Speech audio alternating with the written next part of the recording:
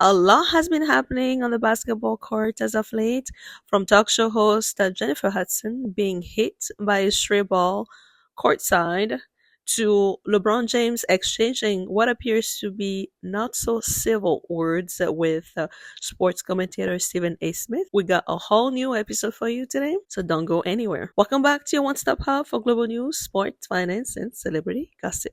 Don't forget to subscribe so you never miss a beat. This is your sports and pop culture news. So Jennifer Hudson was sitting courtside with her boyfriend Common, and you know, as part of the things that happen when you sit courtside is courtside and front row for that matter. What happens is sometimes you will have players that are that gets themselves in the crowd and they could fall on you. Sometimes it's the ball that's hitting people or goes into the public. A lot of things happen, especially when you sit that close at the basketball game. But it just so happened that Jennifer Hudson and Common were sitting, you know, courtside, front row, and there you go. There's a player that happened to run after the basketball, and yeah, let's just say the ball hit Jennifer Hudson, and he almost also kind of slid over um, on Jennifer Hudson. So it was a weird image, but yeah, the ball hit her on the face, and we think even her glasses may have been damaged for that matter. And yeah, she was not amused. She was not amused, and a lot of people are thinking, well, why didn't come and do anything? What could he have done? Sure, he could have protected the wife, not the wife, but the Jennifer Hudson, the girlfriend. But was he even paying attention to that? Common was just happy to be there and watch basketball. He wasn't there to care for or to babysit anybody per se. So all Common did was after the fact. He put his hands, on Jennifer Hudson's face and to see, whether she was okay. But yeah, it was too late.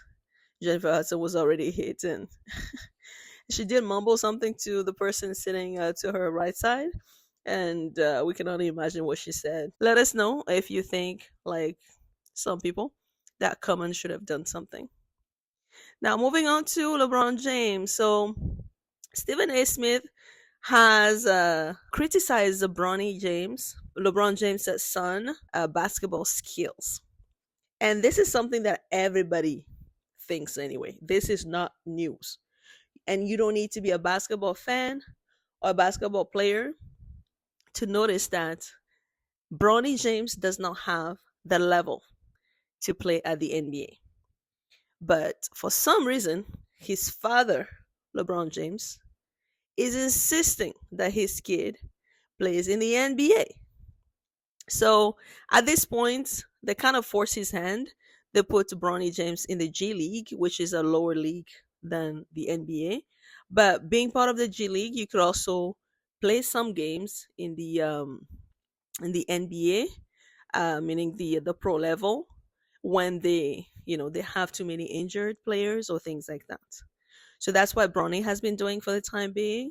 Before we go into any details, take a listen to what Stephen A. Smith said, and we'll come back with that commentary. I'm really, really trying to be as respectful as I possibly can be towards LeBron James. One of the top 2 or 3 players in the history of basketball, number 2 in my eyes. I am pleading with LeBron James as a father. Stop this. We all know that Bronny James is in the NBA because of his dad. We love what we're seeing from him in the G League because that's where you belong. As you hone your skills and you get better and you legitimately earn, which I believe he has the potential to do, I am rooting for Bronny James. But right now, Bronny James is averaging 0.3 points, 0.3 assists, and 0.4 rebounds. How are you doing him favors? We know that he's not ready yet. Now, take a listen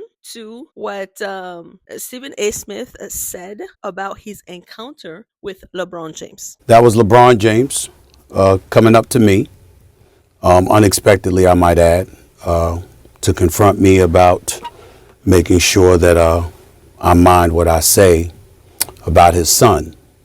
Can't repeat the words because they ain't suited for FCC airwaves. That's what he was doing. I thought long and hard about this over the last few hours because I had no intentions, Molly, of talking about this at all. Yeah. And the reason why is because it was a one-on-one, I wouldn't say a conversation, but it was a one-on-one confrontation. But then I wake up and everybody from ESPN and my agent and everybody else were sending me that this thing had gone viral. And so ultimately it was unavoidable, and that is why I have to discuss it now. That wasn't a basketball player confronting me. That was a parent. That was a father. And I can't sit here and be angry or feel slighted by LeBron James in any way in that regard. By all accounts, he's obviously a wonderful family man and a wonderful father who cares very, very deeply about his son.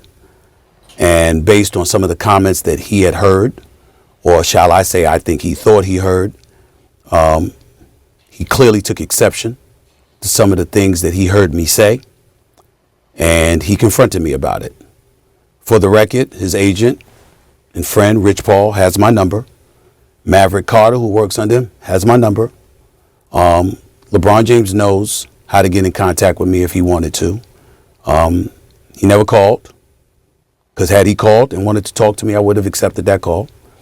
Had he wanted to see me, I would have flown out and I would have seen him and I would have had a conversation man to man.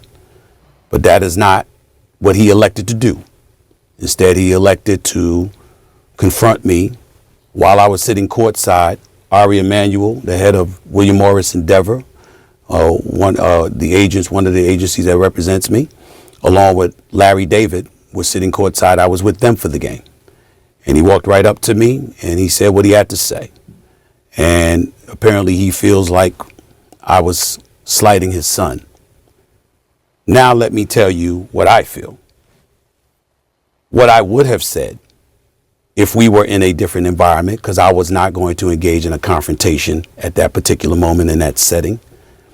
But if we had had that conversation, I would have said to LeBron James, I never would speak negatively about your son. I was talking about you, meaning you, LeBron James. I have nothing but the best wishes for Bronny James. I wish him nothing but the best. I hope that he flourishes into an NBA star. Usually in other sports, we see all stars, and on occasion we'll see their children become stars as well. That doesn't really happen with the NBA. I sincerely hope he's the exception. By all accounts, he's a wonderful kid. And I don't know anybody who roots against him, and it certainly isn't me. But in the same breath, at the time that we were talking about him, he was percolating to such a degree that the Bronny James stories had gone viral. And so we had to talk about it. And when I said the things that I said, I wasn't talking about Bronny James because my attitude is he's a rookie. It's going to take some time for him to get himself together. He'll be just fine, especially with J.J. Redick and the staff coaching him. I was talking about the position that he was put in by his dad, because LeBron James has been on the record and he has said, and I'll read the quote here. There was a quote that he gave in February of 2024. The work and results will ultimately do talking, no matter what the size. If y'all don't know, he doesn't care what mock drafts say. He just works, earned, not given, etc., etc. But he also had said that his son could play on the Lakers right now, and he was better than half the dudes in the NBA. In the aftermath of all of that, he instructed everybody before the draft that y'all want me, draft Bronny. Wherever Bronny is at, that's where I'll be. I'll do whatever it takes to play with my son for a year. It's not about the money at that point. My point months ago was that because of who you are, one of the top 2 players in the history of basketball, in my estimation, there's an immense amount of pressure that comes with that for his son. And when he talked like that and what have you, anything that goes awry as it pertains to his son, there's going to be a microscopic eye, even more intensified, on Bronny James because of his dad. And that's when I was talking about, come on, man, this is the situation that you're putting him in. That's where I was coming from. I could be a bit more outspoken about it, but to be quite honest with you, to be in that moment, to have LeBron look at me the way that he did, for me to be a father of 2 daughters, for me to know what fathers, how much love fathers have for their children, and to hear what he had to say, it was all about his son. It was almost as if he was saying, you know, you and I, because he and I don't necessarily vibe, it's high and by, we keep it moving. Neither of us lose sleep over it. And it's been that way for years. But it was like he was saying, keep that between me and you. Almost as if he was thinking that anything that I said about Bronny was a result of him. And in that situation, again, I wasn't talking about Bronny. I was really, really talking about him because of the position that Bronny was in. But I really understood where he was coming from. He was very, very upset. I could tell. He could have called me. I'd have came to see him. I'd have had a conversation with him. He could have been just as upset face to face, man to man, as opposed to being courtside at the game. I had no idea that everybody saw it until I woke up this morning. But it is what it is. In the end, like I said, you know, I as a father, I get it. I'm not offended. I'm not insulted. I don't have any animosity or animus towards LeBron James for this. Nothing like that. I don't think he cares, but neither do I. I'm just stating fact. None of that exists. If I was in his position, I can't definitively say I would not have done the same thing. Yeah. I'm not blaming him one bit. I get it. I understand it. And there's a part of me that aches and hurts because of it. But unlike a whole bunch of people with their podcast and beyond that talk about the NBA, I covered the NBA. And it's my job to talk about the subjects and the subject matters that matter. I work for ESPN. I'm here. We have the #1 morning show for the last 13 years and counting. God has blessed us with that. There's a lot that's going on, and there's a lot of stories that are there to be told. And I just feel it's necessary to remind people, Molly, I was raised as a journalist. Let's be very, very clear about what that means. I'm not one of those that get into people's private affairs. But what you do on a public platform for public consumption, that's what I cover. That's what I do for a living. And if you're in the NBA, that applies to you. I don't want enemies. I live a very good life. I like to make people laugh and smile and have a good time and all of that other stuff. But I also get paid to call it like I see it. And what I said at the time, I stand by what I said. It wasn't even any reporting. The facts were out there. And what I was saying about LeBron is fact-based because of what he said and the things that he said leading up to his son getting drafted and ultimately being in the NBA on the same team as him, as opposed to being a Boston Celtic or a Golden State Warrior. There is no way around that. And when you are born and raised as a journalist, not born and raised, but when you're raised as a journalist professionally, you don't want enemies, but you ain't paid to make friends. You got to call it like you see it. And that's what I did. So again, in closing, I just want to say, I'm not upset. I don't care. I wish that it wasn't in that kind of atmosphere. I wish it was in a private setting. Yep. I don't blame LeBron James for being upset. I don't blame him for being angry.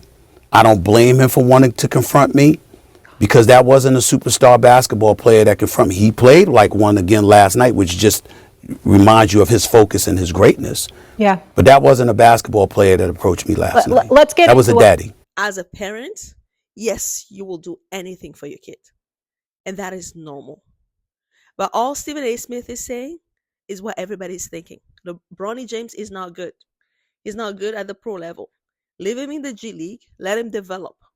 And hopefully he can then be moved to play pro with the rest, including his father. But at this level, it looks bad on Bronny. It looks so bad on LeBron James too, because it looks like all the criticism that Bronny James is getting, his dad is taking them on as a personal vendetta against him. Let your kid deal with the criticism. That's what's gonna make him a man. But instead, LeBron James decided to, oh no, fight Bronny's fights for him. But as a son, when you let your father play, defend you, or attack other people for you, or fight your fights for you, what does that make you look like? Like a wuss. Man up, Bronny. Does Bronny really want to pursue a career in basketball, or is he being pushed by his father to play at the NBA? He could play in the G League and just be fine. He loves the game of basketball, which is honorable, but you don't need to play pro for to demonstrate to anybody that you are LeBron James' son, or that you're good or not good. Let us have the perfect image of that we have of you as, you know, LeBron James' son, and that's about it. We don't want to know you as LeBron James' son who sucks at basketball, because no matter what Bronny does, he will always, and we say always, be compared to his father, LeBron James, and that is so unfair to him. So unfair. So, LeBron James, if you can't take the criticism, get your kid out of the pro league. Leave him in the G League.